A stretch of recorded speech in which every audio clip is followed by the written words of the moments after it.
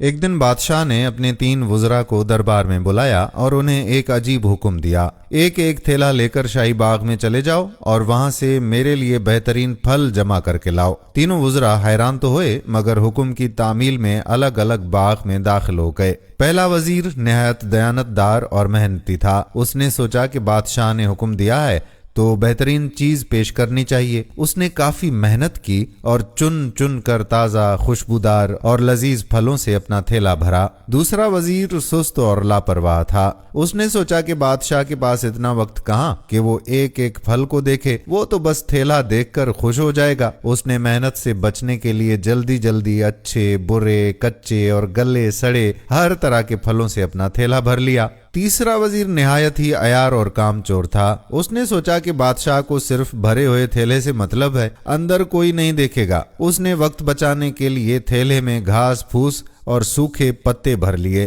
تاکہ وہ باہر سے بھرا ہوا نظر آئے۔ اگلے دن بادشاہ نے تینوں وزراء کو تھیلوں سمیت طلب کیا مگر ان کے تھیلے کھول کر بھی نہ دیکھے۔ بادشاہ نے حکم دیا کہ ان تینوں وزراء کو ان کے تھیلوں سمیت 3 ماہ کے لیے ایک دور دراز جیل میں قید کر دیا جائے، جہاں ان کے پاس کھانے پینے کے لیے ان کے اپنے جمع کیے ہوئے تھیلوں کے سوا کچھ بھی نہ ہو۔ اب جیل میں تینوں کی حالت مختلف تھی۔ پہلا وزیر اپنے جمع کیے ہوئے بہترین پھلوں کی بدولت 3 ماہ نہایت آرام اور مزے سے گزار گیا۔ دوسرا وزیر جس نے ملے جلے پھل جمع کیے تھے اسے سخت مشکل پیش آئی۔ شروع میں کچھ دن تازہ پھل کھائے مگر پھر گلے سڑے پھل کھانے کی وجہ سے وہ سخت بیمار پڑ گیا اور اسے شدید تکلیف اٹھانی پڑی۔ تیسرا وزیر جس نے صرف گھاس پھوس جمع کیا تھا وہ چند ہی دنوں میں بھوک سے مر گیا کیونکہ اس کے پاس کھانے کو کچھ نہ تھا۔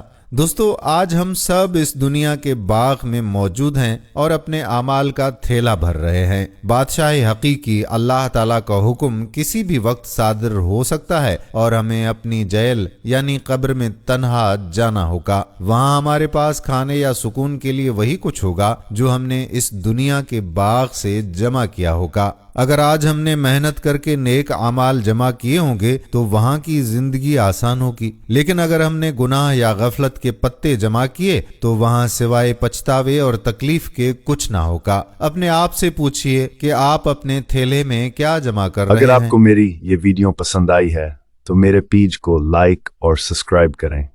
شکریہ۔